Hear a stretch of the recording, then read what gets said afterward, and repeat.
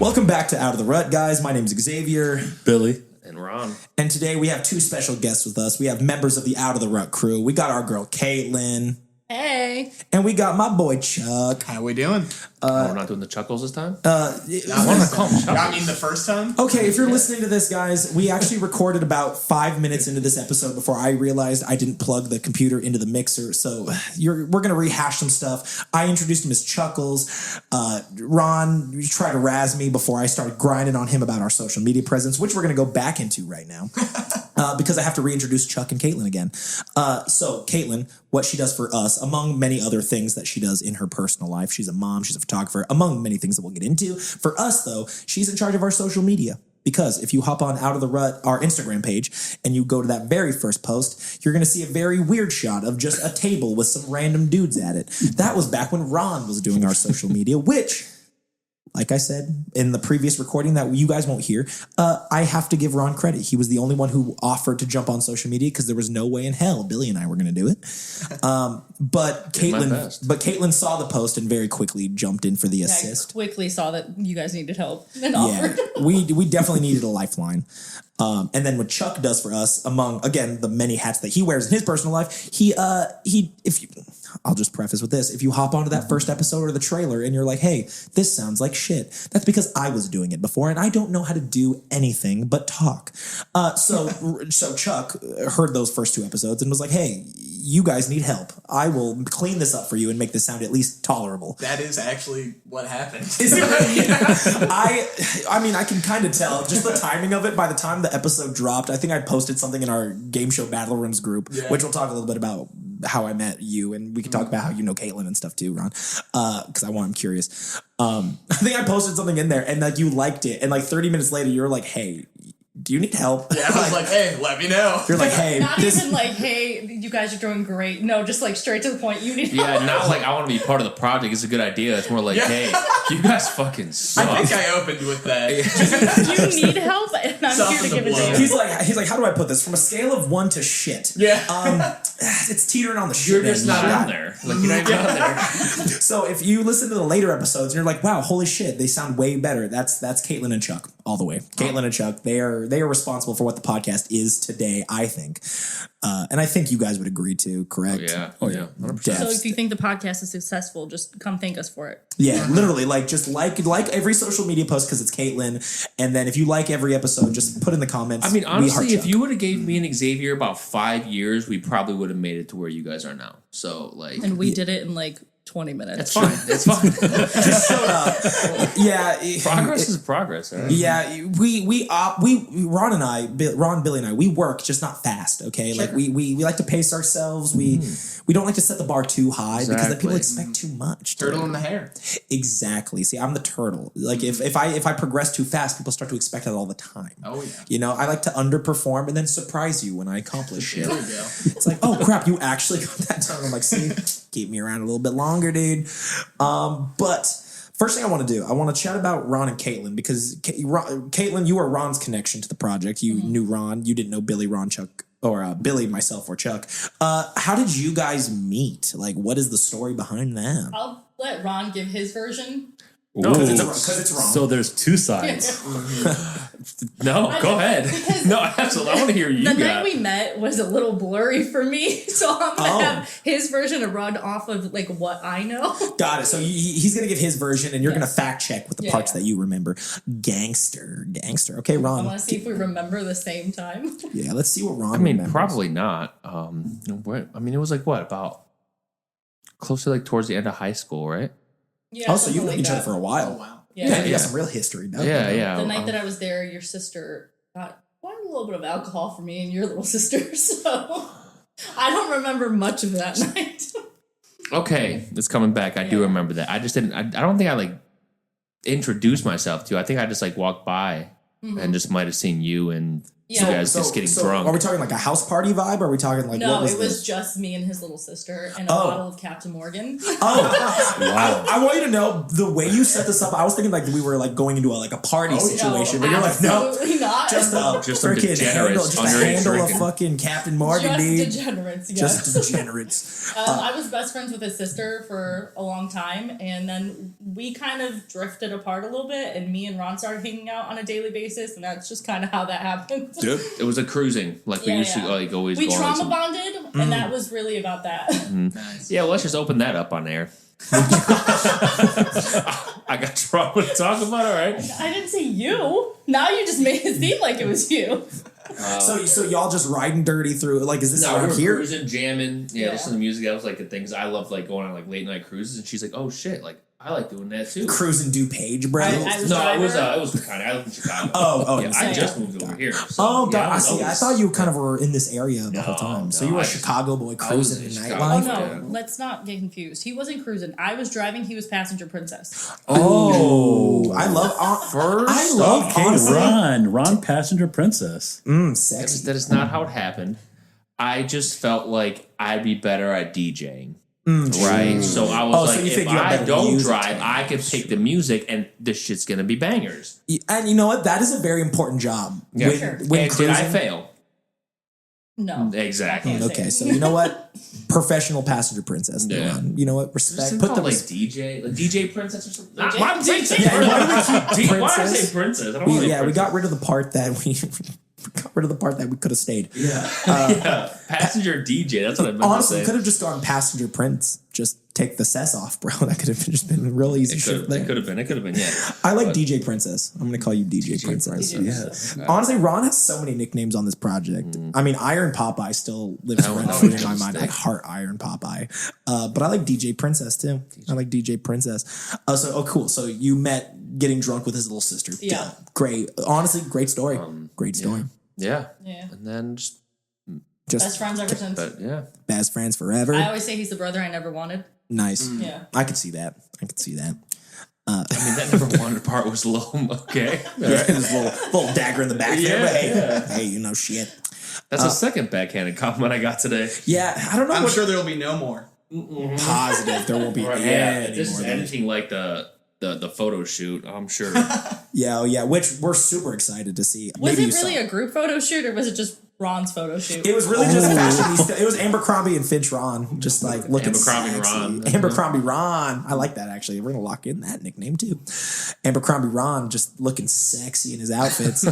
And then Billy and I were just there, just kind of Yeah. watching, vibing, holding drinks that we weren't actually drinking. Did anyone even drink those? Yeah, I drinks? did No. actually. I Okay, did. And I it was very good. It was, Was very it? good. It was an espresso martini, so I'm sure it was I really good. love me some And espresso. Chuck was just running around trying to make sure he wasn't in my shot. Yeah. I felt so bad. To the left, Chuck. To the right, Chuck. Oh yeah. No, so be on the lookout when we drop this episode. We'll kind of drop the pics along a little bit beforehand, so you guys can enjoy what we look like. Because so far, most of you probably don't. Which fun fact? Wait, know what we look like or enjoy what we look like? Oh, know and enjoy. Honestly, they probably don't know either. They can't enjoy if they don't know, unless they really zoom in on that first Instagram picture you took and kind of find us. Then maybe they know how we look. I love it. like some three Caitlin, average never dudes. delete that picture. Never delete it. Never, ever. Keep it forever. That'll be the only thing of that project that has longevity. Decades Yeah. from now, this project will be scrubbed from the internet, but that picture will still It's fucking right remain. there, Dude. yep, floating Yeah, 'cause around. there was a couple that I privated, but You obviously had like that one enough to not delete it because you deleted everything I else. mean that was the only one that I like showed you guys in person. Oh yeah, so I was because like, there was the Yeah. Trinity, the whole. I don't know what I did. You're I was- playing around dude, with I was editing, playing dude. No, around it's all, with you know, some I'm giving you shit, brother, but it's all good. I've done that same shit. I'm that guy who over edits shit all the time. Like everyone just gives me shit. I have a funny story. I was about that. honestly just thinking about dropping so much shit. Like I was like, we're behind. Let's just drop Just a photo. spamming. Dude, just spam this shit. Yeah. like not even like pictures of us doing shit. It's just like you in your apartment Just selfies. out of the rut. Yeah, random like cars and traffic and shit. Got a train on there. Just sitting on a train waiting to get to work. Just fucking stock images find on Google and shit. Oh, that'd be awesome. Honestly, it sounds about right. And then, anything else notable about how you met Ron? Like any embarrassing Ron stories? Because I actually haven't known Ron for that long, really. Did you see the eyes he just gave me? Oh yeah, There's nothing embarrassing. I've never done anything in my life embarrassing. he's the least embarrassing person I know. I'm sure. Yeah, definitely, 100%. Anything. Nothing comes to mind right now. Of course, we'll let you cook. I'll simmer on that. We'll let you cook.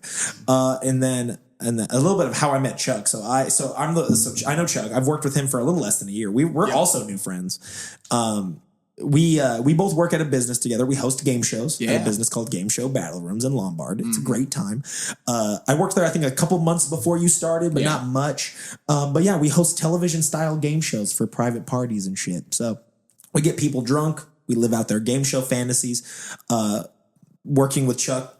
Hopefully none of our other game show people hear this because Chuck is my homie. He's one of my favorite people to work with. We work with a lot of great people. But when Chuck and I work together, it's fire. Oh, we have a blast. We are high energy there. Yeah. One of us usually plays music while the other one is hosting, and we alternate roles every now and then. So sometimes he'll host and I'm playing music and we're jamming. Sometimes he'll play tunes and it's just like a lot of back and forth banter and shit. But it's a great time. I mean, what's not to love? There's alcohol, it's games. It's like adult game night for people who don't want to like make a mess of their apartments and shit. It's like just come to us and we'll have a good fucking time with you.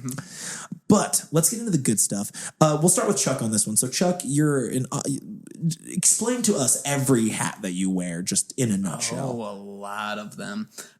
Cool. Yeah. So I went to school and got two bachelors, one in screenwriting arts and one in cinema, where I work mostly in video post-production, which, funny enough, video, a very important half of that is audio. That's why I'm doing this. Who would have thought? Yeah, right? But yeah, no, I do that. I work on like a contract basis for the most part. Nice. Just finished up a contract with a premium watch company. That was very fun. Like watches and as in wristwatches? Okay. Yeah, it's really cool. But yeah, that's mostly what I do. I work in audio stuff too. I do live event stuff with game show battle rooms and otherwise. And that's what I do. How'd you get into that? Like when was the first interest in that world? Like when did that happen for you? Oh, when I needed money. Yeah. So you got an arts degree. You got an arts degree because you needed money. Yeah, who would have thought? Yeah, no, crazy, dude. The most lucrative degree you can get. For sure. But yeah, no, it's finding like work at game show battle rooms has been awesome. Just because it keeps those skills sharp. I actually got a job offer from someone that came through that was like, "Hey, do you want to do live audio work for me?" I was like, it is crazy when that shit you. happens. Because it happened to me once or twice too, where you'll meet people in these shows and they're just like, cool, if you're ever looking for a new job. Yeah. It's a great place to network. Great. Oh, yeah. So you've been doing that. How long you been doing that for, ish? I mean, you're a young, strapping young lad. Since I graduated. It took me a few months before I landed like my first contract role or anything like that. So 4-ish months after I graduated, that would have been March of 2024 when I graduated. So, yeah. Not so like quite a long time or some time, but like you, because how old are you, Ron? You're like, or how long are you, Chuck? Like 22? Just turned 24. 24. Gosh, I know a young age. Makes me feel totally the same age. Yeah, absolutely. Totally the same age. 10. Okay. Like 8. Yeah, cheers.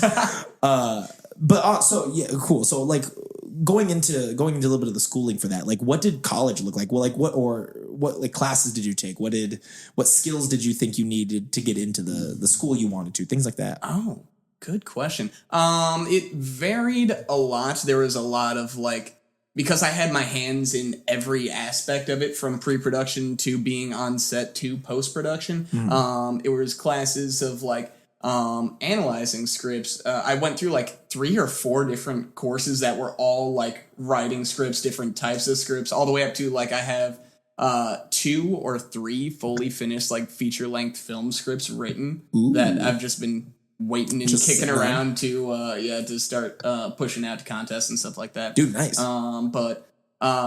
Stuff from analyzing to actually getting hands-on experience, cameras, all that stuff, being on sets, working on student projects, lot of editing in my time there. And that's what I inevitably found out I liked doing the most, because I didn't know if I wanted to be more of like a creative writer type of personality. But I just really like editing anything from like 3D motion graphics to doing all your color correction, sound design, all that good stuff. I mean, define some of what that is. Yeah, I have no idea what any of those terms mean. Okay, yeah, cool. School me, brother. We'll start from 3D motion graphics. Sounds like what it is. You make 3D things from scratch. Nice. Yeah, things with like softwares called Blender and stuff, where you make nothing into something. Something that can be rendered and put into video. He's like, that is the stupidest question anyone's ever asked me, but I'm seriously just like so bothered, dude. I'm like, tell me everything. And like sound design is like creating noises that you would supplement into a video to enhance it, stuff like that. Mixing and mastering to just improve, like what I do here. Yeah. And yeah, color correction, adjusting the colors in frame and stuff like that. Anything that might be a little bit messed up that they shot in camera, I like to sit down and fix and try to assemble. But yeah, dude.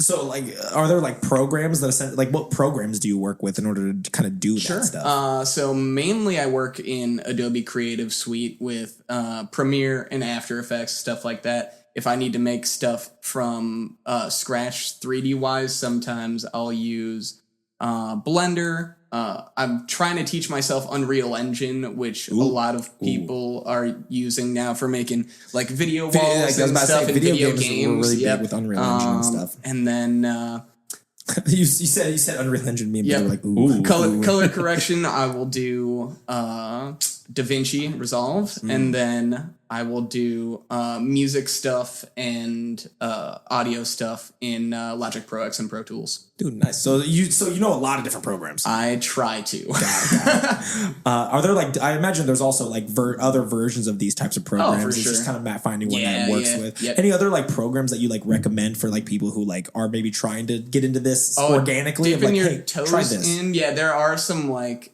just look up for like video editing free software like that. But go with the free stuff. Yes, but I encourage, if you're like looking to put a little bit of money into it, get like the cheapest subscription you can to Adobe Creative Suite. Cool. It's like pretty much industry standard, but you're able to it's very user friendly. Got it. It's good. Yeah. It's easy. It's nice to get your hands in and like figure things out. Absolutely. Cool. That's a big one for me, because if it's not user friendly, your boy, like I'm out. I'm like, yo, if there's too much shit to push, if there's too many like colors and shit flashing at me, I get overwhelmed.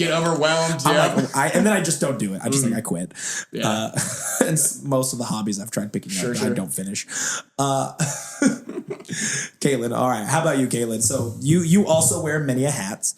Let's talk a little bit about those. I know photography is one of like a big one for you, but yeah, that's kind of where like my little hobby started. I have something, I don't know if you guys have heard of it, ADHD. Literally, that's where all my hobbies start and then go to die. Room full of people with it. I think, God. Oh man, we should take an ADHD test on the podcast. Oh, that would be fun. Like, who has the worst? Yeah, like who is the most fucking insane? Honestly, great competition. Ron, you might actually not lose that one or win that. I don't depending know. on whatever you want to call the winning. I feel like it would be UX. I think you would win. Maybe. I know there's different types of ADHD. I definitely have hard H in my ADHD. hard H. Hyperactivity goes fucking nuts.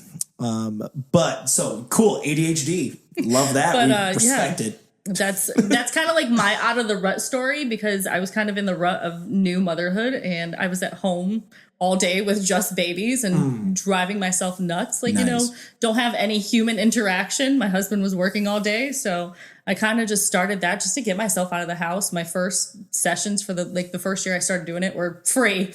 I was just like, who wants me? You're like, I got a camera and I got time. Let's go. Exactly. Just to get out of the house. And then it kind of started into a business. So that's what I just do on the side. And now I'm thinking about making a home baking business. So there's a new ADHD thing. I love that, dude. Stay busy. Keep that H and that ADHD occupied with some shit. Hell yeah. I know you started with the sourdough bread, but it kind of seems you gave up on that. What Yeah, happened? the sourdough is hard. Yo, can I That is like up a on your whole dream right there. That's like a whole second child or fourth child that I would have to take care of. So that one's a little rough. Yo, I'm gonna say this on air, dude. Fuck sourdough, dude. My sister's Yeah. into that sourdough shit right now, and I want you to know: one, looks nasty as shit. Two, smells nasty as shit. And three, time consuming as fuck. Like my sister is like, she calls it the mother dough, is what she calls it. It's like I come from a broke ass family, so we don't got like heirlooms and shit. She's like my heirloom that I'm gonna pass down to my kids is this like 100-year-old piece of fucking dough and shit. Well, yeah, and she'll like, send me pictures of it like every week, and it looks just so nasty because she knows I hate there it. was a couple months in the wintertime where he was coming over pretty frequently, and every night he would come in and I'm like feeding my dough and he's like, what the fuck are you doing? That's so yeah, and I'm like, I have to feed my dough. Like it's a damn kid. Yeah. Well, yeah, and it's like it becomes their whole personality. It's like, I feed my kids, I feed this kid, then I gotta feed the sourdough. Yeah. He would just look at me like I'm crazy. I was okay. I want to go somewhere else. Morgan, else. Morgan's my sister's name. Morgan, if you're listening to this, fuck the mother dough. I'm not about it. Throw that shit out. But I'm not gonna lie, it ain't us, though, sister. like, It ain't us. The whole process is weird. you, The idea of people making it their whole personality is weird, obviously. But when it's done, oh, dude, sourdough bread is fired. It does. See, I just feel like we're in the year 2025. Why are we putting weird shit in jars and making it sit in the sun for hours? Like, what are we doing? Honestly, that's weird. I'm gonna be honest with you. I loved when I woke up in the morning and had all the bubbles and like listening. It was like ASMR when I'm stirring it. Ew. That was my favorite. I want to know that made like my uvula fucking contract. Like I feel like I'm about to throw up. Like Jesus Christ. Ugh. You salivated. You're right. You're right. My dentist loves how much I salivate on this microphone. Got a wet mouth. Dude. He was like, dude, I might listen to your podcast just to hear you slurp and slob. Oh God. Just kidding. You need a new dentist. Yeah. We have to. We established labeling these microphones. I feel like there needs to be boundaries. You know, like I don't feel like that was appropriate for him to say that as he's like knuckle deep in your mouth. Knuckle deep. It's so wet in here. Guys, and I swear to God, he was knuckles deep in my mouth telling me this. He was like, and he was talking to like the hygienist saying it too. He's like, dude, have you noticed? And she's like, yeah, it's so great. They went home, told their families about it. They're like, oh my God, babe, I had the greatest fucking day at work. This guy came in with the wettest mouth. Just the wettest mouth I've ever seen. Like, seriously, he was bleeding all over me. Oh God. As she goes to start baking her sourdough. As she's spending time with her sourdough. Don't even, because the one time that I fully baked it, you came and you sat out of your seat. You're like, what is that? I mean, no, when it's done, it's good. Like, I'm not going to argue that. Look, for someone that doesn't eat bread, you got up real close to my island, okay? I just looked at it, okay? It looked good. Honestly, real talk, my hygienist probably wasn't even telling her husband or like her kids or her spouse about it. She was telling her mother dough about how much I slaughtered. Yes. It's a conversation with her and the dough. That's how you make it grow, you know? It's like a you child. gotta tell stories. It's like stories, bedtime stories. You have to talk. I legitimately talk to you my meant, sourdough. like you need to salivate it to too. make it grow. Like I just lost where that conversation my is going. My sister talks to her dough too. She straight up talks to her dough like I was it's like, a you person. better fucking rise tomorrow. I swear to God. She's like, it's cheaper than therapy. I could just talk to my mother dough. I'm like, Jesus Christ. But speaking of making hobbies a lifestyle, we're going to circle back to a conversation we briefly had off pod that we're going to circle back to. Disney adults, dude. They suck. I'm sorry. Hot take. I'm sorry if you're a Disney adult, but that shit is kind of weird to me. Right, like outside of like, okay, if you're like a Stitch fan, that's reasonable. That's fair. Says the Stitch fan. Stitch is just awesome. Like you can't hate on Stitch. You can't. I do think Lilo and Stitch is a very underrated. We all relate because all of us have ADHD. We know he does. That's true. Like, I feel like he is definitely a mascot for ADHD. Yeah, exactly. I would say that. But he's fucking jacked and strong. Like, how can you not respect the guy? I mean, I can, and like, not to mistake people who like Disney movies, because like everybody loves Disney movies or has a Disney movie they like, but people who like make Disney their lifestyle is kind of weird. It's kind of odd to me. Yeah. I'm like branch out a little bit, just a little bit. Anyway, Caitlin, we interrupted your story. No, you're good. That's ADHD. The ADHD. Guys, that's what we're going to label this episode. An ADHD talk with the Out of the Rut crew. Before we get into that, more ADHD, what is everyone's favorite movie? Ooh, okay, favorite movie real quick. Okay, like of all time or just like right now? Or Disney. Disney movies of all time, I'll go with mine, Lion King. That's fine. Yeah, for sure. Lion King. I was gonna sing it, but I realized I don't know any of the words, and I'm not gonna subject myself to that. That's Or our listeners. well, copyright, and also like I feel like that is gonna get me canceled very quickly. So I'm not gonna even attempt that. Cool. So Lion King, 1999 classic. Yes. Bellissimo. I got an easy choice for me. Emperor's New Groove every day of the week. Super underrated. Oh yeah. I think super underrated. Oh, yeah. And it's like it's not technically a musical, right? And I think that's what's kind of cool about I it. don't think there's any. The opening sequence. Yeah, but it features music, but it's not a musical Yeah. in For the sure. same case. My favorite Disney movie, hands down, has to be Tarzan. Tarzan's so underrated. I feel like not enough people love that movie. What Phil Collins did with that soundtrack is nothing short of chef's kiss beautiful. And it's dude, like if I had to claim a part of my life where I was like Disney centric, it was that time when Tarzan came out, because like I lived, breathed that soundtrack, that movie on repeat, dude. I'm pretty sure that VHS of mine like got destroyed from how often I was rewinding that shit. Because if you're listening and you don't remember, we had VHSs back at that time. Which, Chuck, do you remember VHSs? I sure did. Holy shit, I'm surprised, dude. I wouldn't have thought. I thought You you were were talking about post-VHS. retro stuff, yeah. Talking about retro stuff, Billy and I earlier.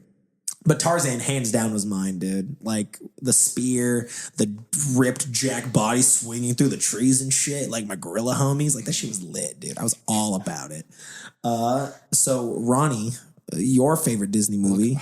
Three guesses what it is. Okay. Go ahead. If it's Lilo and Stitch, give us your second favorite. Okay, yeah, that's because I don't think I don't know the difference between like Disney movies and a lot of other movies, so I just had to like pull some Disney movies up. Some people would say that is blasphemous that you don't know the difference, but I'm not those people, so continue. I am. Yeah. Are you really? People are like, that's not Disney, that's DreamWorks, you asshole. You know what was good? Tangled. I'll say that one. Tangled, that was a good one. Very modern, yeah. modern pick. A modern pick. No, it's a good one. I like Tangled. Tangled's pretty Tangled. solid. Frozen was a good one too. I wasn't a Frozen boy. Was not a Frozen boy. Frozen. I don't actually. I shouldn't shit talk Frozen because I've never actually seen it, but I just think it's kind of overhyped. Let It Go was okay. Hot take. Caitlin was about to reach across the table and fucking punch me in the face. Yeah. She's like, let it go. This motherfucker sock me straight up across the Let's not let that go. Yeah, we're going to keep that in. We're never going to let that go. But Billy, you had the question. Man. Yeah. What was your favorite Disney movie? This is gonna go really old school, like VHS level. I think it was Fox and the Hound. Oh, sure. I want you to know you are the most toxic person for saying that movie because that movie is fucking trauma bait. It's dude. trauma, but it's so Yes. cute too. It's a cute story, but goddamn, I had that movie and Bambi were like one and dones for me growing up. I watched them once to check the box, but I'd never watched them again because that shit is tear jerking trauma city, dude. Yeah. Was Lady and the Tramp a Disney one? Yes. Oh, dude, yeah. Was that on yours? that's on a list. I love that one growing I up. don't know what it is, Ron, but I was not expecting Lady and the Tramp from you. That was a good one. I was expecting like I wasn't Aladdin. expecting Tangled either.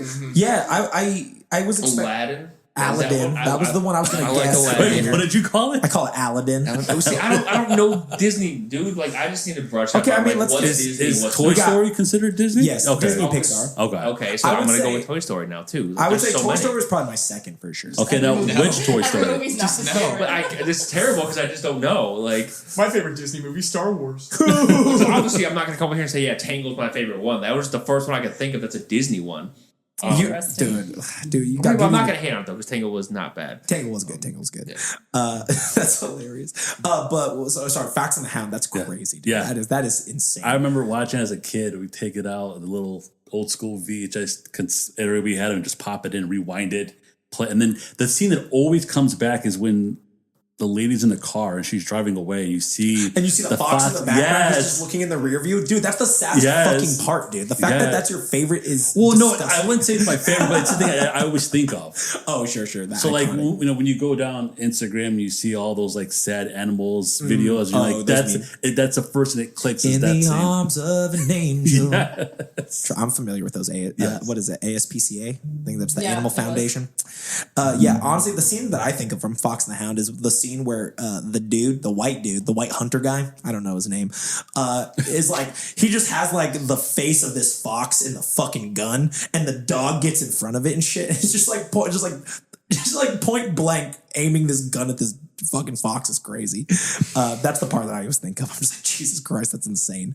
Whoever made this movie for kids is diabolical. Dude, seriously though, like that Bambi, dude. Bambi's crazy. Don't watch Bambi as an adult. Like that just brings up some sad feelings. Dude, ADHD episode for sure is what we're calling this titling this episode. But anyway, back to you, Caitlin. We were talking about your mother dough before I took us off my Yes, sister. my mother dough. That has gone to die with the rest of my hobbies. Got it. But yeah. Where it belongs. Where it belongs. But yeah, no, I'm starting to think about doing a little cake business because I started making cakes for my kids for their birthdays, and then other people have reached out like, "Hey, you want to make a cake for this? You want to make a cake for this?" So I started doing that. So Dude, might as well make some money off of it. Dude, honestly, you and my sister are like the same person because my sister just started an Instagram for her cakes too. And Love she's, that. she's like, I just like want to just try enjoying something for a while, and I'm like, dude, that's dope. Yeah, and then my husband likes to remind me, he's like, "You don't have time for this or the mental capacity." And I'm like, you know what? You're right. You are not wrong. But so let's talk about photography first, because I feel like would you consider like your main hobby that you do? Yeah, that's my like main hobby that I work on. But How'd you get into photography? Honestly, just kind of like you guys with this podcast, I just like taking pictures of my kids, and that's where it started. I started taking pictures of other people's families, and that's where it started from. I just kind of learned everything as I went. Cool. So like you didn't like go to college, you didn't really do anything Hell like no. deep dive into photography that way. Honestly, good for you, man. College is overrated. No, it was literally just learn as you Unless go. you're like a doctor or a lawyer, I'll give you those. Go to school. But I mean, Hence why my first like year was free sessions, because I'm like, I'm not charging you for shit that I don't know. yeah, you're taking shit like diagonal, like through the mirror, like we did back in MySpace days. I went back like a year ago Duck on my face. Instagram, and I was like, oh my god, like back to the first couple posts. I'm like, these gotta go. Ron, this should be inspiring for you though. Like Caitlin didn't start as she is now. She started posting shitty stuff like you did. But your very worst, you were mean. No, I was still much better than you. Wow. She was like, I was never quite that bad, but there's hope for you, Ron. There's always hope. You can always learn. I think I need more coffee. And how long you been doing that for? I think it's gonna be about 5 years, 5 or 6 years, something like that. Because my middle son was just born. I think he was maybe a year old when I started. So Oh, nice. Yeah. How many kids? I'm sorry, random question. How many kids do you have? Just curious. I have 3 kids. My Dang. oldest one is 10. Dang.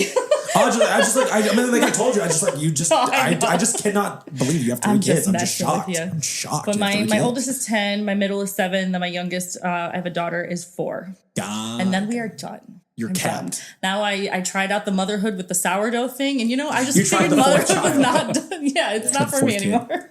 Do you have any pets? We have 3 dogs. Oh, you have your hands full. You don't need Yeah. another kid. You're good. What kind of dogs? Rooter could definitely attest to that. When he comes in, he's just like greeted by everyone, and it's a lot. Oh, that's adorable. Reading is an understatement. Honestly, ditch the mother doe because the rest of them can run up to you when you come in and are excited. The mother doe ain't doing shit. Yeah, Ditch true, the true, doe, true. dude. Yeah.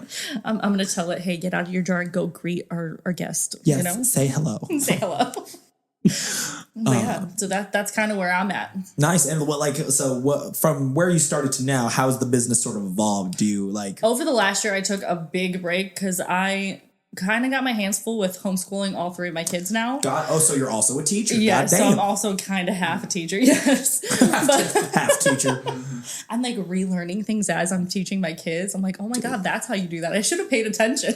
I want you to know that is the for sure reason as to why, if I ever have kids, which I probably won't, I would never homeschool them because I didn't get that shit the first time. Why would I? But the way I looked at it, I'm like, if the public school didn't teach me, why the hell am I going to send my kids to go not learn too? That's so horrible. I'm the exact opposite. I'm like, that's the exact reason I'm sending you to school because there's no way any education you get is going to be better coming from me. Like, go to I get that. meet people, socialize. But homeschooling. Have you homeschooled your kids the whole time? My oldest started with kindergarten, and it was absolutely horrible for him, for me, for everyone involved. I think like 2 months in, I started looking up different options, different schools in our neighborhood, and they all sucked. So the only good option was a Catholic school, and that's like $10,000 a year per one kid. I'm like, I'm not doing that. Dude, private schools are crazy. They give you like a discount with each kid for like $1,000. I'm like, a discount. who's doing this? Yo, we get some BOGO enrollment up in here, like buy one, get one. Like, Get one. shit. When y'all do discounts, when y'all doing them deals, do I sign up on Black Friday and get a little fucking discount? Like, what's up? The more kids you have, the cheaper it Friday. gets. I'm like, it's still like $8,000 though. So Yeah, seriously though, like $10,000 a kid is fucking It's crazy. bad shit, man. For 1 year, that's wild. And like, to be honest with you, like, and I'll be the first to admit, I am not the one who should be speaking on academia at all. Are private school educations all that much better, really? I have no idea. I just feel like how much better can they really be? You know what I mean? I don't know. I feel like there's anybody less... here go to public school or go to private school? Public. I'm a byproduct of the public school system for sure. Oh, Which is why I host game shows and do a podcast, dude. Oh shit. Okay, so photography. So you have a little photography. What's the name of your photography business? Capture Beauty by K Photography. And you know what? Let's do a shameless plug right now because I'll probably forget to do it at the end. Like if people wanted to hit you Yeah, up. it's just, my Instagram is at Captured K Photography, I believe. Nice. It's been a second. You know what? When I go through this, as I post it, I'll post it in the link. Yeah, we'll put it in the show notes for sure. We'll put it in the notes. Dude, I was hanging out with this kid. Yesterday because I was watching this kid for a friend. Realized very quickly I'm not in my 20s anymore. My back and legs are fucking broken, and I think by proxy my brain is too. Because maybe you guys are like this too. I'm gonna hope to God that I'm not weird, but. I mean, so I'm hanging out with this kid, bit. right? And it's a former coworker of mine. She was like, "Hey, I need to get some work done, so can someone watch my kid?" And I was like, you know what? I'm hanging out, suburbs of Illinois. Why not? I got some time to kill. I'll hang out with this kid, right? So like we go get food. We're hanging out, and he's like, "Yo, I want to go to the park." And I'm like, "Dude, let's do it, dude. I love hanging out at the park. It's a beautiful day. It's Chicago and on a Saturday." So we go to this park, right?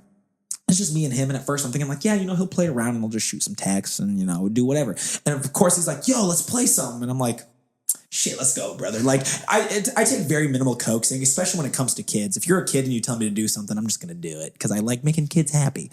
But he's like, yeah. I hope nobody clips that in a weird way. Yeah.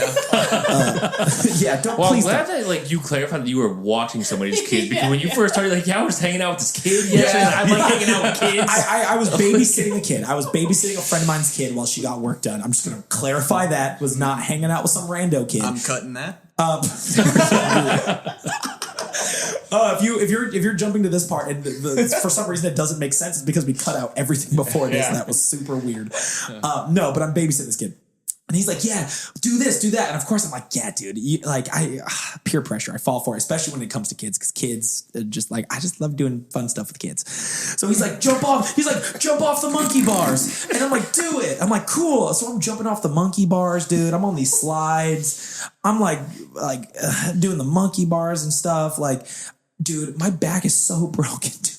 And we were there for maybe 45 minutes. And he's like, dude, what else you got? And I'm like, check this out. I'm doing somersaults off the slide and stuff. I'm flipping off the bars. And I'm like, dude, I'm in so much pain today that I couldn't even I was hosting game shows. Chuck, I think you were gone by this point. Sure. But I'm hosting game shows, dude. And I'm looking like Hunchback of Notre Dame up in there. I'm Quasimodoing these game shows, dude. Sure. I'm hunchbacking it. I can't stand up straight. And I'm walking to these tables. And everyone's like, what the fuck did we sign up for? I thought this was going to be a game show. Not kid energy is so different. It's I can go jump into a full 3-hour football game or jump in the octagon for fucking 12 3-minute rounds, whatever. But hanging out with a kid is so different. Dude, that energy is just it's unmatched. I'll be straight, it's so much fun, but so exhausting. Yeah. I was sweating bullets 45 minutes into hanging out with this kid, dude. Yeah, I'm when I used to Jesus hang out with niece and nephew all the time, it was just nonstop. And it's yeah, let's hang out. And it'd be so exciting for the first hour or two, but it's they don't come down. They don't have a come down. They're just no, we're ready to go all day, every day, nonstop. And it's dude. Which, you know what? This leads me to another great ADHD topic. Just shifting gears. What was little Ron like growing up? Ron, growing up as a little kid, were you a little hellion? I was probably a demon, man. So I was actually diagnosed with ADHD. So you're is anyone else here actually formally diagnosed with ADHD? Nope. Yeah, no. Same. It's self-diagnosed all the way. Yeah. But you're formally diagnosed. Yeah. Dope. So it was rough growing up. He's cooler than us. No, I don't. Fucking cool. But you know what I do look at? When people are just oh my God, I have ADHD, and then they name their fucking personality. He reads out his paper. And I'm just dude, shut I have a fucking up. certificate, assholes. A certificate, yeah. Don't stop coloring belittling crayon and everything. But stop belittling my diagnosis. Jeez. Yeah. No, it's people make it their personality. They're just just because they're goofy or something. Yeah.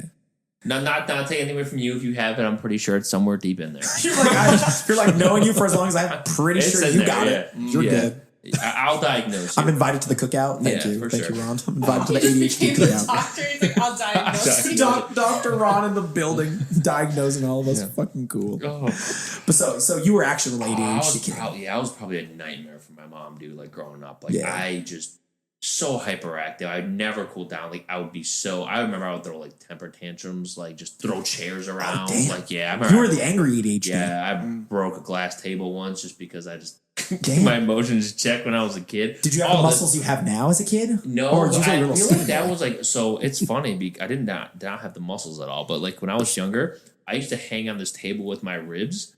Now I'm probably getting whoa! Pause that real quick. What the hell? Hanging on a table by your ribs? Yeah, weirdest thing. I don't know why I used to do it, but I used to do it. So you were Skeletor. Okay. Yeah, and I think it kind of fucked my rib up here because there's like a gash or like not like a gash. Like this is different than this one. This one's smooth. This one's got like a crack in it. I mean, I'm not a doctor, but I could tell you that sounds right. Yeah. Sounds like that would affect things, brother. Hey, but I will give that credit for like me starting my like adult life with abs because I used to always hang on the table. Abs by Ron. Just hang from a table by your ribs, kids. That's how you get sick abs like Ron. I mean, you'll break the glass table, but like it's fine. But hey, it's sacrifices you make. You have to. But no, I know I was a nightmare for my mom, dude. Like, just I couldn't even go. I remember she told me a story when we went to the dentist office, and as soon as they called my name, I was running under chairs. They couldn't get me. Like, they tried to get me for like 30 minutes. They're like, you know what? Like, I don't have time for this. Like, send them home, bring them back another day. Damn. You were getting a little shoot out of the dentist. They're like, we don't even want the money. We don't even want your insurance money. Just take them away. Yeah, no, I was a nightmare. Dude, did you have daycare growing up? Were you like a daycare kid? No. Yeah, no. My mom was always like, she was like always a mom. Like we didn't go to daycare. We didn't go even preschool, honestly. Did you even go to school? Do you even have, Rod, do you even have an education? I'm curious. What do you mean? No. He just became a doctor. Yeah. he's a little podcast doctor. Self-certified doctor. Dude. But little me, I was a problem. Hey, you know what? I'm glad you take your anger out on the weight equipment now. Yeah. Oh, dude, that made a difference though. Like that's crazy because I don't remember when it was, but I remember the time when I stepped back and thought about it. Because I couldn't focus on shit, whether it was work, whether it was like school stuff, focusing even in like conversations, not doing it. But there was like one day I realized like this is probably like 10 years after like lifting weights and shit. I was like, dude, like. I don't think I've had a problem focusing for a while. I haven't broken a glass table in like a month. Sure. Like it was so weird. It was so weird. Like I feel like obviously that probably helped out. Oh, probably. Like, because you have to focus when you're lifting weights, so you'll probably die. Mm-hmm. But, probably die. Yeah. Probably. Just maybe a nice bit. Hard maybe, dude. Hard maybe. But that's adorable. A little ADHD Ron breaking tables, hanging from ribs. Yeah, dude, dope. Yeah. Billy, how about you? What was little Billiam like? I know we talked a little bit about our childhoods a little bit, but I mean, it was me and my younger brother. Mom worked 3 jobs in a day, so trying to maintain the household and us at the same time is always stressful for her. Sure. Dad drop out, kind of thing. So he was like, I'm not dealing with all this shit. That's basically that's here. And no offense to women, that's a women's job in a way, basically. That was the time. And he gave you 5 minutes with the ball. Yeah, like he gave you 5 minutes with the ball and gave you back to your mom. He goes, Dad, can you play catch? Yeah, you got 5 minutes. Let's go. But I'd say we were crazy and out of hand, but it was also back in the 90s where you can actually beat your kids. So it was like when the hand raised up, you knew shit was getting real. Yeah, or if like my dad got next to us, if you don't quit this shit, I'm gonna beat your fucking ass. Right, dude, fucking the dad whisper was fucking scary. The whispers, dude. and it was just like whisper is crazy. You got the whisper? Oh yeah, dude. No, I didn't get for warning. For me, it was the look and the whisper. So like, if we got it, stop it. I'm gonna fucking said stop. Honestly, the whisper came in public. Like the whisper would come in public, and it would always be like, "Hey, by the way, when we get home, I'm going to beat your ass, so be ready." And it was just like it ruined your whole day because you spend the next 5 hours of your day with a nice non-beaten ass. I will thinking like, hey, in 5 hours I will die. Cool, great. So you're just counting the minutes. You're like, cool. This is when you forget about it, and by the time you get home, it's just like a Because surprise. they never forgot. Because they never forget. Yeah, They no. remember that shit. They're like, yeah, remember 5 hours ago when I said I was going to beat your ass? time to collect. Hour of reckoning. The hour of reckoning. Now's the time. Time to collect. I will tell you this story. So, my father used to play billiards. I believe it was on Tuesday nights. So he would go out to the bars and play, and my mom would be home with us, and we order pizza and hang out. You know, basic stuff. And I don't know what you would call this, but it was like a wooden kind of thing with a mirror kind of in the middle of it and had a little basket in front. You mean a vanity? Maybe. I'm not sure That's the closest thing I can guess. Yeah, something like. But you hang on the wall and you can like put like you look at a mirror and kind of like make yourself look good or whatever. Sure. I had this magazine, and if I remember correctly, my brother pissed me off, and I threw it. And when I threw it at this thing, vanity, whatever, and it hit the mirror, and the mirror came out and shattered. And my mom heard it. She wasn't even in the room, and she knew what broke. Dude, I'm pretty sure you get 21 years bad luck for breaking a mirror, brother. That would explain a lot. Yeah. I thought walking under a ladder was 7. I thought 21 for breaking mirrors. I thought it was 7 for breaking a mirror. Maybe I got those backwards. I might have them backwards. I don't know. Then I'm. Because I know I broke a mirror, and I literally waited for that 7th year to come. You I need this to be over. Well, the 21 years makes sense because my bad luck hasn't ran out yet. I feel like I'm still in the bad luck phase. I thought it was 21, but it might just be 30 years bad luck. The podcast is named Out of the Rut, but like we're never out of a rut. The rut is... It should have been in the rut. Yeah. Or like never getting out of the rut. Guys, we can't change the name of this podcast. I already got all the marketing shit. I cannot change this now. But anyway, Billy's breaking mirrors. So I broke this mirror, and my mom goes, "What the fuck? I don't. What did you know?" So she goes, "I'm gonna tell your dad when he gets home, and you're gonna be in trouble." So there was this old school kind of hamper. When you wash your clothes, you put on and you let them hang dry, basically. But instead of the wire, it was kind of a little fold out thing. When I knew he was coming home, I forget what those are called, but when I knew he was coming home, I climbed into it, and so the clothes are hanging over, and I did a little peek with the clothes, and he comes through the back door. He doesn't even look in my direction. He just goes, "Let's go." Like he knew I was already in there. You thought you were hidden. I was like, I'm good. He can't see me. He'll probably go have a beer and go to sleep, and he won't remember. He comes through the back door, points, "Let's go." Doesn't even look at me. I'm like, oh fuck. I'm about to get my ass whooped. You shat your pants that moment. all I heard was let's go. He actually didn't even know you were there. He was just like, he knew you were going to shit your pants, and he was like, that's how I'm going to find you. Yeah, found him. Get over here. Found you. Get over here, Billy. Did anyone have any weird things that we did as kids to lessen the blow? Because I remember if I knew that I was going to get my ass whooped, I wore sweatpants and I stuff towels. That is so gangster. No, I'm not that smart. I was like, this won't feel as bad. I was that guy that was like... I would just tense up and be like, okay, get ready for it. See, I was that person that was like, you couldn't... This is going to sound so bad. You couldn't hit hard enough. So I would get spanked. I'd be like, I didn't feel that. That's all you got? My that's husband's it? brother is the same. I was that kid. I was like, that's it? That's all you got? That was nothing. I don't get it. Captain My dad was like, you really? I'll be like, yeah, dude, nothing, dude. I can go to sleep right now, dude. I'm that kid. I was like, I'm in so much pain, but I'm not showing. I'm like, yeah, that's all. That's it, dude. Come on. I used my dogs because my dogs did not like when people hit each other. So you're just hanging out with I would dogs. hung out with my dogs, and if my dad tried to hit me, they would jump at him. Dude. All the time. So I knew I'd get my ass beat when he let the dogs out.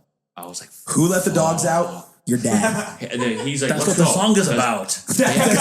Yeah, because he'd open the door the Baja men were just trying to not get their asses beat. Who took the dogs out? Yeah, they weren't talking about women. They were talking about their dads beating the shit out of them. I remember because my dog's name were Thunder and Bear, and when I would hear the door open, names. Yeah, right. Dope names. But yeah, he's like, Thunder Bear, let's go. And as soon as I seen them run out, I ran out the front door. Wait for me, I'm coming with you guys. The front door, I Funny, I want to go outside too. And I would stay out super late, and I'd be like, yeah, I'll just wait till he goes to sleep. But he would lock the door. Oh, so he's like, guess what? You want to wait it out? You're sleeping outside. Why did you get back in? Dude, well, I would always leave a window open. But climb through those windows. Yeah. But I think the scariest moments were when I got brought home by the cops. Because they would, I got brought home once. Ladies and gentlemen, we have a criminal in our midst. Well, for stranger danger, for curfew and shit. That's that shit. Wait, you got arrested for that? That's weird. Not arrested, but they would take you home. They'd pick you up and take you home. Oh wow. So I'd be walking, and it would be like a 3-mile walk, like where I was at. And Nowadays, they just leave you and they'd be like, call an Uber, bitch. What's up? yeah, they can't get home. Pre-Uber days. Yeah, no, not that. They wanted to make sure you weren't like getting into some shit. So then whenever I get picked up and they would drop me off and be like, hey guys, I have a window open. I can get in. Do not knock on this door.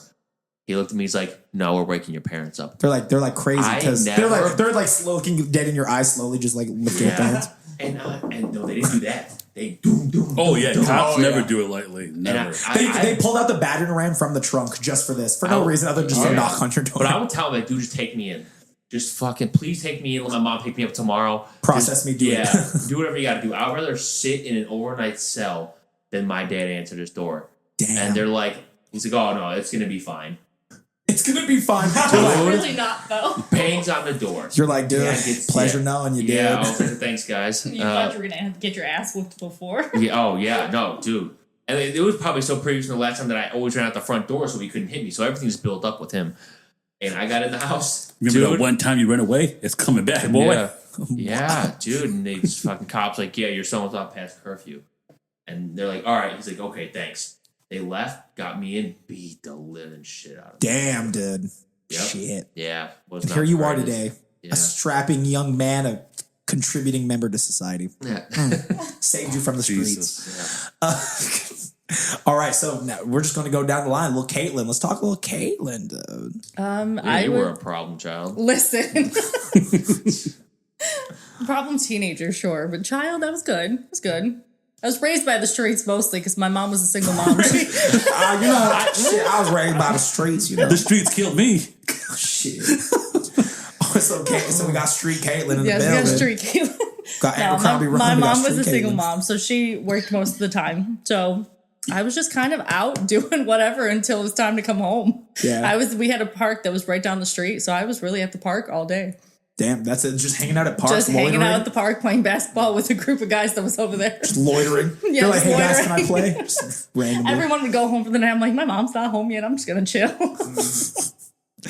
Any memorable stories from childhood that jump out at you? Not really. I just miss the old childhood that we kind of had growing up because kids don't go out as much as we used to. Like, I can't get my kids out of the house enough. I'll say, like, I feel, and we've talked about this in a previous episode, but kind of to touch on it again. Like, I feel like especially if like you're in, Chuck, you might let me know how you feel about this because, like, actually, I don't know many people your age because I'm stupid and don't have friends. But like, I feel like we live in the it's a weird sweet spot or a weird gray area where it's like we remember what it was like to play outside and not have technology, but then that shift happened right around like late elementary school, early junior high, where all of a sudden technology was everything. So it's like we kind of remember the like both sides of the coin, and it's kind of weird sometimes because like I have cousins who are only like a couple years younger than me, and they have no recollection of what it was like before technology. And it's like the difference between 1 or 2 years. Crazy.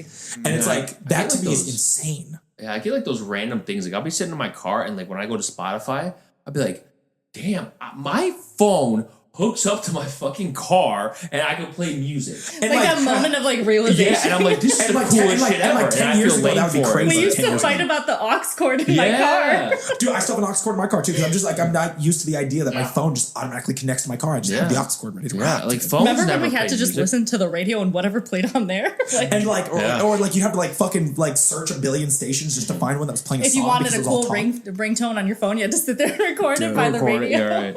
I couldn't even remember how to do that now, but we felt like we were editors and engineers and shit back 100%. then, dude. I mean, back in the MySpace days, remember if you wanted to change your profile, you had to copy those coding, dude. You had those codes you had to like copy and you had to paste them, and then it would make your profile look all cool and shit, dude. Like we could have been hackers, dude. Like that's what they were, like all that shit we were learning back then. Like, dude.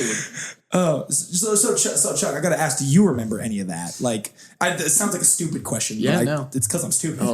I'm Gen Z. I was the shift. Yeah, I was the reckoning. Yeah, that was me. I was the one who slayed your childhood. Yeah, yes, no, it was me. I was. I was born in 2001. God damn. Yeah, I know. Sorry. I mean, I know that's how time works, but it will never stop shocking me. Yeah. 2000 and yeah, but like. By the time I was like going through elementary school, there was already technology being implemented. Like there were electronic screens that you could draw on. See, that's there nuts. were they were just starting to get like little computers that you could use. Like we had computer labs, but they started getting like some personal some laptop classrooms. stuff. Yeah, and then by the time I was in elementary. middle school, everyone just had Chromebooks. No kidding. Yeah. Mm-hmm. What year would that Middle made you? school. Yeah. What? There was Wait. the reason I took my kids out of school for homeschool was because my kindergartner was coming home with a Chromebook that I charged the night before, sent him with a full battery, and he would come home with it dead. So he's spending all day. He in front spent that all thing. of kindergarten day on a That's tablet. What is a kid in kindergarten? That's what I'm saying. Like they're supposed to be out actually playing. that is actually That's why I was like, nuts. if this is all they're doing, I could do better than that. Because I'm like usually not. Yeah, go ahead. Learning how to color in between the lines. Yeah. That's Give how them I some was safety doing it. scissors and just cut some stuff and woo, here's Yeah, your they're art. supposed to be painting shit with their hands and Half of his work was on the Chromebook. Like not even writing with his own hand. Like the fine motor skill was not even worked on. And like I'm not like I get times have to evolve, and I'm not one of those guys that is like, you know what, like technology doesn't have its place anywhere in academia, but like holy shit, that is a lot of screen time. If you're going really fully is. charged and For coming little back kids dead. especially. Like, Yeah. That is All that insane. cocoa melon. All that coke. that is banned in my house. What Along about with the mother dough. What's that blue dog? Bluey or Bluey, whatever? yeah. We love Bluey. We Okay. have a Bluey house. Yeah. I was about to say I don't know much about kids television, but I hear Bluey's good. Bluey is so good that sometimes I'll be the one that's waiting for like the new season to come out. I'm like, oh my god, we're binge watching this. And your kids You are know like, what we don't I've give a done fuck with about Bluey Bluey. before? Like I remember, like I Ron, was you're a at, 30-plus-year-old man with no kids, and you work with Bluey. First, hold Tell on, me, let me Zero tell my kids, story. by the way. Let me tell my story before you jump at me. Okay, So I love having fun with kids. you're lucky I let you go back on that because everyone's gonna think you love hanging out with kids. You know what, Ron? This Touche, is a brother. scary Touche, episode, guys. Touche, guys. I'm gonna take a back seat on this one. Ron, continue. But I do have siblings with kids. Okay, There we go. so You know fair, what? right? You made that made sense. Yeah. So I used to hang out with by my sister Trisha's house, and I always had to hang out with my nieces and nephews, and that was one of their shows. Bluey, or that weird dude. I don't know who that is, but like. He So, like for one, that's so. They're watching Bluey and some weird dude. who's that like dude? Blippi? Are you Blippi, talking yeah, about that Blippi? dude's weird. I don't know. That's a weird thing, but That guy really taught my kids a lot. I'm not even gonna lie. He's a little questionable, but he's like a 40-year-old dude. Like I don't know. hey, Back buddy, to- you're 32 talking about Bluey and you have no kids. Okay, let me get to my story. So with my nephew Jackson and my niece Maya, right? Okay, so there's kids. I go to my sister's house, hang out, whatever, and then like we'd be like chilling in the living room, and then Bluey would be on, right? And obviously I'm watching it because they're there. Right? I'm hanging out with my nieces and nephews. Like we're all having a good time. I'm being the uncle. You're getting into what they like. you know? Yeah, Uncle and, Ron. Yeah, exactly. And then it gets to the point where like they've been gone for 2 episodes, and you're still watching it. It's like, damn, You're this is hooked, lit. dude. And then you're like, all right, wait. You're like Where'd y'all ABC's. go? Fuck yeah, dude. Yeah, like Bluey not. is just as much a kid show as it is like a parenting show. It kind of shows parents what you should strive to be. I mean, if you think about it though, like taking it back, taking out the jokes about Ron watching Bluey, I feel like it does kind of reinforce, like you want to reinforce what the kids are seeing, so that way it really drives home. And it's like if you watch what they're watching, you kind of know how to convey it to them. Like that logic makes sense to me. So I feel like not as weird as we're making it sound that you watch Bluey. Yeah, I mean, it's not like I'm going to my living room and turning it on. I mean, I could see that though. No, I do that with SpongeBob. After we, I wanna do that. after And we Right leave, after Bluey. No, frozen. because like those shows, like no, I'm talking like Codename Kid Next Door, Ed. Like, that's what I. Oh, that was some shit, dude. That was Hell a yeah. shit. Okay, how Courage about- a Cowardly Dog. let's go farther than that too. If you don't have cable, Dragon Tales, Clifford, Dragon Arthur, Wow.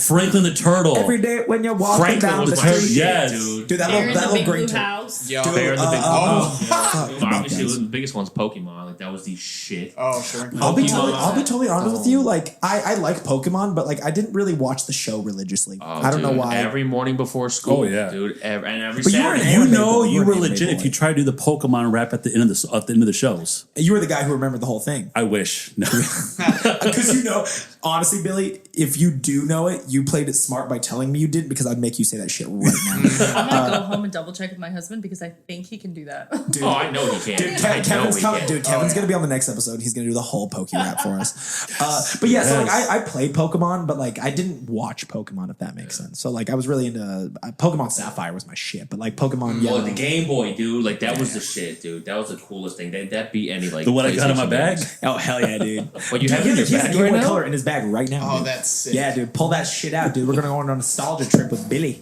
And you got a Squirtle keychain on your bag. Squirtle. Yeah, That was I was going through That some was cleaning close. stuff. That was Squirtle. Yeah, see, old school Game That's Boy Color. awesome. fucking And it actually turns on, dude. Yeah, dude. He's got Pokemon locked Pokemon in, dude. Blue, dude. What? Yeah. Turns on, yeah, it works. Let's see if it makes sound.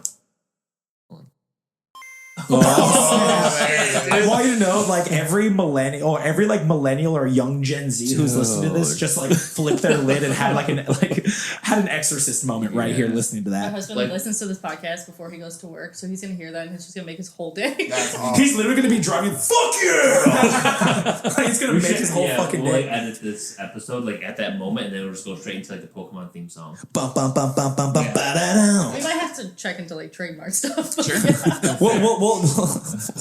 We'll awkwardly sing it to where they don't copyright us. But anyway, so Chuck, remembering what Little Chuckles was like, tell us about your childhood. Oh yeah. Growing up in the 2000s. Yeah. Do you remember 9/11?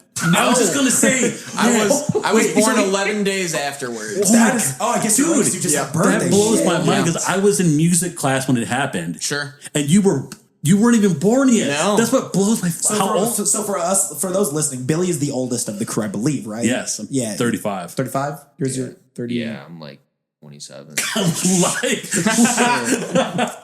No, I'm 32. 32. I'm 30. Caitlin, you're I just turned 30. just turned 30. And I'm Or that was freshly a couple 24. months. Freshly 24. Yeah. So Chuckles is the youngest of us. So 11 days after 9/11. Sure. Crazy time. Oh yeah. Jesus. How was it growing up in the 2000s? Because we were all kind of like either late elementary school to teens. Some of us by the It 2000s. was fun. I mean, there was the dawn of like a lot of a new like entertainment based technology that started making their ways into the homes. Like, I was watching a lot of stuff off the original iPod. I was jamming on the Nintendo DS, the Nintendo Wii. Ooh, so yeah, because like GameCube was kind of mine and Caitlin's era. Sure, Ron, sure. too. Like we were kind of like GameCube kids. I think I was like Nintendo 64. Like, I mean, well, that was like our first one, but Yeah. I'd say like the first big console that I feel like came out like when we were kids that we saw through the very end. I felt like had to be that GameCube. came out. Yeah. Because the N64 kind of came out, what was it, 94? The N64? Yeah. Something like that. I grew So, up like, with a we were- 64 and a PS2 in the household, so I was Yeah. always jamming on that. So like I played the N64, but like I would say the GameCube was probably like our generation's big game console at the time. But yours was the Wii. That's great. Yeah. Mm-hmm. I did not get into the Wii. I Oh, wasn't it a was Wii so boy. fun. Yeah. You know what I wasn't think a Wii was boy. like? Yeah, a wee boy. You know what I think was like did not get enough credit, and I think it was just like, I think it should have came out a little later on. What? The PSP. Yes. Oh, Like shit. that, Yeah. dude. Like I just think It was ahead of beyond its time. time. It was ahead of its time. Yeah, It it was was. definitely ahead of his time. Like, and I think especially with the Switch being what it is now, if the PSP Oh, came sure. out like a couple years before the Switch, the Switch would not have made it. yeah. When you brought up iPods, do you remember Zune? Zune. Dude, that shit was The great. Zune, Dude. The Zune. thing that was supposed to overtake everything. Yeah. Dude, I think I was thinking of a show called. Was there a show called Zune, or was that Zoom? I think there was a show It was called Zoom. Zoom. I was thinking of the show, bro. I was getting psyched. Zunes. Dude, that's crazy. Yeah. Because I didn't get a like what grade were you when we got a cell phone? Ooh. So I He was got at first grade. Going to I cell got phones. like an iPod Touch, which they rolled out. That was like an iPhone without the Without the texting and actual calling calling ability. functions, yeah. So it was just like a souped up iPod. Yeah. But they let's see, when did I get that? I feel like I got my cell phone 6th or 7th grade. I think 6th grade probably. See, I didn't get a cell phone until Yeah. I was in 9th grade. It definitely wasn't a smartphone. It was like I had a little keyboard at the bottom. Mine was the old school Virgin Mobile pay as you go phones. You pay $20. Oh, sure. Was it a flip? No, it was before the flip ones. It was the old school Nokia ones. It was, And it was a just little, one thing. Yeah, one little thing, and it was 10 cents a text, 10 cents to send, and all the calls. And don't call me until after 9 when it's free. Yeah, dude, Yep. straight up. That's dude. what. Kids have no idea how lucky they are to just sit there and just just text all day. You know how many things Going we had to over the have? limit. I remember one time I just went over the limit. My mom got a bill for $300. Oh shit! Talk about an ass whooping. You were like, "Yo, texting's the future, but it ain't your future, girl. Yeah. What's up?" you carving shit on stones. That's how you talking to people. Yeah. Shit. No, but it was like you had a phone in one pocket. You had an iPod in your next or your other pocket. You had your wallet. Like you had all these things you had to carry. Yeah. Dude, you have fucking Everything phone, is wallet, in now. everything. Even you can start your car from your phone now. So phone, wallet, keys, all in your phone. Dude, It's honestly, to go back even further, before we had iPods, we had Walkmans, dude. We were rocking that Walkman. Yeah, old school CDs. Wow, dude. And those things were big to put in your pocket. Yeah, you had to have like cargo shorts, and you had to put them in the bottom one where it's like a huge pocket that you don't put anything in. Is just for your Walkman, dude. Sure. A long ass cable to the headphones. Dude, me and Billy were talking about this. It's actually harder to get a CD than a record nowadays. Like you can get a record for a record player. A vinyl, yeah. Yeah, a vinyl. Yeah. But when you Way want an easier. actual CD, it's like you have to go digging into like the we were The talking dark about music. web. You have to go to the dark web for that shit. Dark web. You gotta start emailing some predator online and be like, hey, send it to this address and hide it under this tree. Find it in a broken box. I'll give you a half a Bitcoin for that place. Exactly, dude. It's like to just get a CD is crazy. Yeah. I would have definitely thought vinyl would have left by now, and we would be rocking out with nostalgia CDs. But Well, VHS is making a comeback. no, they're not. Yeah, are they they? are. I'm on TikTok, like the mom TikTok, and everyone is Your going mom back. algorithm is Yeah, hyping the with that mom. nostalgia shit. And everyone is trying to get like a VH. What is it called? The TVs that have the VHS Dude, in it. the little ones that had the Yeah. VHS Yeah. connected, dude, I grew up on that Everyone's shit. trying to Dude, get that them. motherfucker Everyone's going raised to like me. thrift stores and getting actual VHSs. Like it's a whole new thing. Everyone's trying to go back because the world right now sucks. It's funny that you bring that up.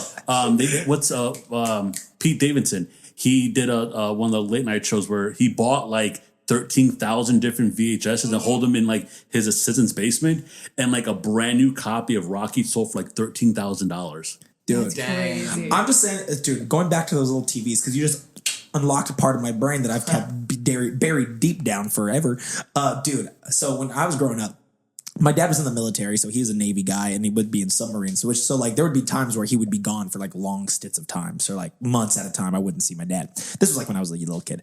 But my mom, whenever he would do that, she would like clean Navy houses or military housing. So ships would leave, take all the people who lived in those houses away, and they would be waiting for the ships to come back in and for people to live on them. So while they were empty, she would clean them. But because we couldn't afford babysitters and shit, my mom was dragging me and my sister around to all these empty houses, and like that was like what she did. Because remember the Nintendo 64, you had those 3 colored little plugins before you had like HDMI cords. Yeah, It's like yeah. 3 Red, white, Red, yellow. yellow, white. Yeah. So we put up that it was a little white TV that had a little VHS connected with those 3 little colored dots, and we'd either watch VHSs for hours, or we'd plug in our Nintendo 64 using the little colors, and we'd go to channel 3 playing some Banjo Tooie and That shit. unlocked an old memory. Channel 3. You had to go to channel 3 to Not get any games. input, but channel 3. Just to get anything to play from your TV. Thank you, Caitlin. You just unlocked a part of my I brain. miss like walking up to the old like box TVs and like you put your hand up and the static sound. Yes. Oh my god. That was the original ASMR for like our generation. Just doing that for hours, dude. We were so primitive. Oh man, simple times, simple times. Back when the TVs were like, the screens weren't big, but the back ends stuck out Where huge. so They were far. like- to get a TV that wasn't 50 pounds or heavier was like an anomaly. It was like any TV you got was 50 pounds or more. You couldn't get a thin little TV that was like paper that you could And just it pick always up and took go. at least 2 people to bring it in somewhere. Yeah, one person with a broken back. Always. You had 2 people lifting and one person with a broken back pretending to help. Always. Dude, I'm having fun going down Chuck's rabbit hole. Go down more. I want to know more about Chuck's childhood. Sure. So my parents knew to keep me busy or I would be a problem. Nice. So That's honestly great parenting. yes, Great yeah. intuition. They're like, you're just gonna do shit. So that's what I did. I whenever there was an interest, going for it. Nice. So I was a gymnast for 13 years. Oh yeah, this bitch can do a backflip, dude. Yeah. Do it, Chuck. No, I'm just Yeah, kidding. right now. This room's way too small for that. Whether it was like gymnastics or if I was doing music or if I was doing whatever, I would always end up being busy doing something. So it was I had way less free time. Sure. But inevitably probably a good thing. I would have Yeah. done some fuck shit. Yeah, you'd be a troublemaker for Oh yeah. sure. Yep. thinking about my childhood, I figured no one asked me, so I'm just going to interject and just ask myself, Xavier, what was growing up for you like? Sure. Glad you asked me. So like one of my most iconic moments I feel like I remember from childhood that I feel like was essentially like the spearhead of everything that would come after is like I had this 5th grade teacher once, right? His name was Mr. Rulene, R.I.P. bro. But I had this 5th grade teacher, and I remember after class one day, this was again kind of the late 2000s. We weren't as politically correct, or what teachers can and can't say to kids was a little different. I swear this is going somewhere. I remember him sitting me down. He's like, so Xavier. I was like, yeah, Mr. Rulene. He's like, you're my favorite student, right? And like, for one, shouldn't probably tell kids that, but hey, he was a product of his own time. He was like, you're my favorite student, right? And I was like, yeah, I know I'm your favorite student. He's like, but you need to go home and get on some ADHD meds now.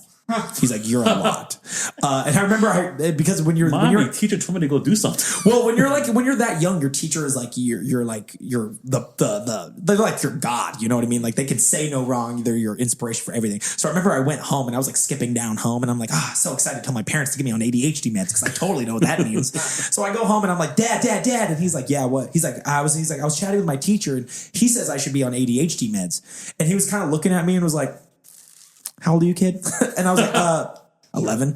I was like 10. And he's like, you've lived this long with it, dude. You're fine. We'll figure it out. You'll be fine, dude. We ain't going to put you on no meds. So from then, you're not self-diagnosed. Your teacher diagnosed. My 5th grade teacher diagnosed me unprofessionally, and my parents were just kind of just like, fuck it, you're fine. He must have been like Ron. He probably was diagnosed himself, and he's like, listen, I'm a doctor now. I can tell you this. He's like, listen, I'm the highest authority figure. I'm always right, dude. But that kind of like, I don't know why that moment stuck with me, but it really has. It's like it's carried me through high school. It's just the idea that like, you know what, like I'm just a fucking psycho, and it's cool. It's just I'm just gonna like ride this train out and be authentically myself, which is kind of just like the blueprint of how I've sort of like mapped my life. It's just like, just do shit you would like doing when you do it. I tried a lot of sports growing up. I played football for a very short time, played baseball for a short time. I grew up in a very athletic family. So like my mom plays sports, my dad plays sports, my sister played sports. But for some reason I was just like, ballroom dance. So I was a competitive ballroom dancer in high school. That was like my sport. And, and like my parents didn't know how to raise an artistic child. Like, so whenever I would be in shows or when I have dance competitions or whatever, like everyone there, like the etiquette is there is that you're quiet and you wait for the performance to end and everybody claps at the end and you move on. But like my parents are like bringing like fucking signs to this shit. They're like, let's go, let's woo. And like used to like the stadiums and stuff. Yeah, like it's a quiet theater and you just hear them because like that's the only way they knew how to support me. It was like we don't know what to do with you, so this is it. Which meant like blending in was fucking hard. Couldn't do that. It was like you couldn't go anywhere without being like, that kid doesn't belong here. And I'm like, yeah, but I'm here anyway. So that was kind of a big thing growing up in a very like athletic household, being an artistic one, a little black sheep-ish, if you will. So always a little eccentric in that way.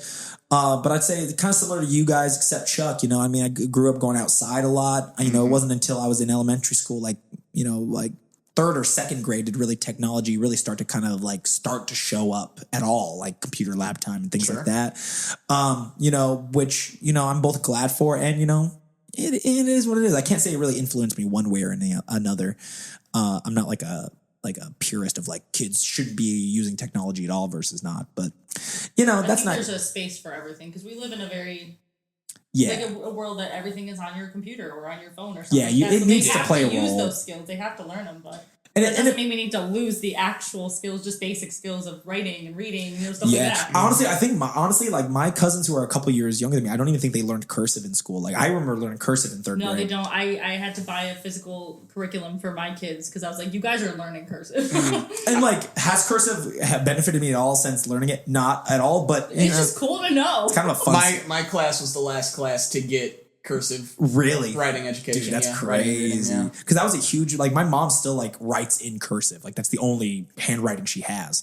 And I write my X's in cursive, but that's about the only letter I do. My kids think it's so cool when they see something written in cursive. They're like, that's so cool because it looks old-timey. It looks like, did George Washington write this? No, I did. Did Benjamin Franklin write this, Mom? There's a crazy conspiracy theory about cursive in school. Apparently, this is a conspiracy that they don't teach anymore because the Bill of Rights and the amendments are in cursive, so the future so that the new generation can't learn it. Yeah, I won't go as far as to say that I think that's an accurate conspiracy. Like it may or may not. It is interesting. Yes, and I do think will be a problem eventually. That we can't like shit. What's this document say that we're basing our whole lives around? Can't even read it. Which is why I bought them the curriculum, because they're like, Mom, what does that say? What does that say? I'm like, here, you want to read it and learn? I mean, I guess that won't really be a problem though, because as long as we have the internet, we're gonna have a regular print What happens version. if the internet is gone? Or what if it turns on us and it starts to kill us? Dude, this is why. Speaking of conspiracies, you know I can go down this rabbit hole. Dude, did you see what UK is doing? The forced digital ID. Yeah. Wait, so they're forcing digital IDs where they can track what you do. I don't know if it's gonna be like a card or I feel like I'm gonna be saying the word allegedly a lot in this section of the podcast. Just allegedly. No, they came out and said it. Like the UK, what is the Prime Minister or They whatever? allegedly UK? said it. They allegedly said it. They allegedly I feel like said it. No. Look, I know what you're talking about. I feel like I'm going to preface this section of the podcast and be like, guys, we are 5 people in a room. Definitely do your own research before you quote us on anything. Not that I don't believe you, Ron. I just feel like. But yeah, he said he's Like like podcast. Let's not quit before let's not get canceled before. Nobody came out and he was like, the digital IDs are mandatory, and if you want to work in the UK, you will have to get one. You'll be forced to get one, and you cannot work in the UK. Interesting. Digital IDs. Digital IDs.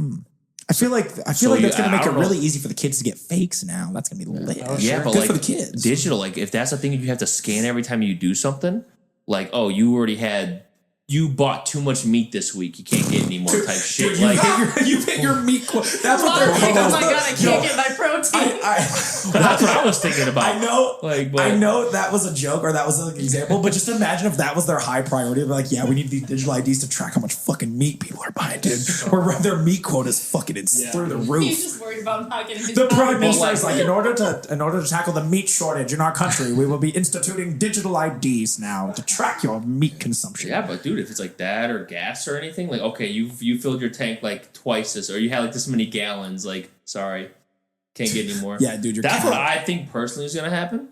I will say that I do think with the weird thing, like technology, it benefits so many different industries in so many different ways. I don't like the idea that like there's like a digital footprint of anywhere I'm at any given time because of that. You know what I mean? Like I feel like when you scan it at the gas station, scan your debit card or whatever, it's like there's like a digital footprint of where you're at any given moment, and that kind of freaks me out a little You bit. can't just like escape. Yeah, dude. Like if I gotta fucking just like haul ass to Canada, I don't want them to know every step I gotta fucking take. Well, they're gonna. I mean, shit. Well, you're not in the UK, so they won't. But like people. But I mean, shit. I mean, we still scan a lot of shit here too in the US. I'm like, dude, they still got me on the lam, dude. I don't like that when you scan stuff like with your phone or your card, and it asks you for a receipt. It already knows your email. Like it has your email tacked on there. Wait, what? Like if you scan when you purchase something and it says scan your ID or scan your debit card, you'll scan it. And on some of those Square iPads, like the one we have at our job, if you scan it and you ask for a receipt, it'll ask you email and text, and it'll have your email already pulled up because it's linked to your card. From your bank account. Because it's linked to your card. So you don't have to type your email in. It just already magically has your it takes all your bank information then. Yeah, same with your phone. It does your phone number too. If your phone number is linked to your bank, it'll like, oh, do you want a text? You don't have to type in your number. It just pops up your number with some like little black dots to keep it vague or some shit. Yeah, that's interesting. I didn't know dude. that. They fucking got you, Ron. They know how much meat you're buying, dude. You're hitting your limit. Well, that's the only thing I'm concerned about. It's like, yeah, whatever. Like, you run out of gas, cool. But if you run out of food, man, like, I need my pounds and pounds of beef. Yeah. Anybody from the UK listening to this, they're just not going to accept you in the country. They're going to be like, dude, we're going to run out of meat so quick, dude. Oh, which, by the way, speaking of that, the US and Australia, those are our 2 biggest cities we're being listened to right now. Really? Shout out to Australia. Yeah, we have a lot of Australian listeners, I guess. Dude, if you're Australian, dude, we love you guys. Thank you. Shout out Bluey, because that's where they're from. Yeah. Are they really? Dude, you know what? Shout out Bluey, dude. I'm sure a lot of great things come from Australia, but Bluey, dude, making the top 5, baby. Let's go. Oh, yeah. Shout out to Australia. But yeah, so that was just a little bit about me growing up. Really nothing special. Just a lot of, I mean, I'm from a very rural part of the country. So like to kind of paint you a picture, like I was like a dancer theater boy in like a very rural small town. So I make the joke that I was only popular 2 times a year, and that was homecoming and prom season, because no one's boyfriends wanted to go dance with them, but I was always hitting that dance floor up, dude. Sure. I was You were always the gossip of the town. I was that weird guy that was like, oh, we don't like you until it's time for you to make us look good on the dance floor, then we'll dance with you. I'm like, cool, I can fill that void. I was Mr. Steal Your Girl 2 times a year. There you go. But anyway, I got one final question, kind of going back about your guys' jobs. Like, what would you guys like to see your jobs evolve into, like, over time? You know what I mean? Like Chuck, Caitlin, like if you can ideally journey map the trajectory your jobs would take you, like what would be like the top of that journey board or that vision board for you of like, this is what I want to do Here or like in general? Here as in like the podcast? Yeah. Or just generally. I would love to one day get into like a post-production house in the city. Yeah. Dude, for that'd my be fucking job, cool. yeah. Big companies come to me and ask me to edit stuff. And then, it's just a small group of people just sitting behind their computers, making shit happen. And I mean, I'll be totally honest with you. I've been meaning to chat with you this. I feel like I have some artistic ideas that I wanted to run by you. Ever since I found out you were a screenwriter too, I was like, ooh, I could maybe run some things by you. Tons of stuff. Dude, let's cook. We're going to just be on the lookout for that. Yeah. How about you, Caitlin? Would you love to see your journey go? As far as for me, I'm trying to, especially now with the podcast, I'm trying to veer away from like the family photography and kind of go into more like a portraits, like business kind of stuff, like how we did with you guys. Oh, cool. So like, just like broadening the photography horizons kind of like a little bit. Take more avenues, because right now I've been just solely like family, maternity, like engagement, stuff like that, very family based. I want to kind of like take different avenues. Want to get the crazy stuff, like some boudoir suite and some like, I don't know. That's the only thing. I'm trying to think of the craziest type of photography I can think of. And it's hot in here because he's just saying stuff. Dude, I'm sweating bullets and I'm just saying shit, dude. We're getting to the sweet spot. I knew it was hot in here when he just stopped talking before. He's malfunctioning over here. I'm catatonic. I'm just like... His mind just melted for a second. I mean, you could... you'll probably hear the for what AC it's in the worth, background it is if a you open fucking the song. door. Don't do it. We probably shouldn't do it. Chuckle kills. But you know what, guys? Are we cool with calling the episode here? Yeah. I feel like we learned a lot about each other. Any parting words from anybody? I feel like this was a great episode. I enjoyed being on here. I hope you guys enjoyed listening to us just rant. Because we love friendship around here at Out of the Rut. Yeah. Friendship makes the world go round. I remember when Ron brought it up to me being on the podcast, and he can attest to how freaked out I was. Freaked out. He said, he's like, I've never seen you freaked out before. Like, she was like so calm, I was cool, making, collected. I think, my sourdough bread. Probably, yeah. So, and I The sourdough was having a PTSD feeding my attack. dough. Yeah. But I remember I came up to her, it was like when we first talked about it. And I was like, hey, we're going to get an episode together where all of us on the team are going to be on it. Like, we're all going to speak and like get to know each other. And she's like, what? No, I can't do that. I can't. And it starts freaking the fuck out. I'll be honest. I've got the people I get that reaction from is it surprises me because like to me talking is so second nature. Like I could talk for we are game shows. It's first nature for you, dude. Like you're like it's Xavier was born. He just started with full sentences.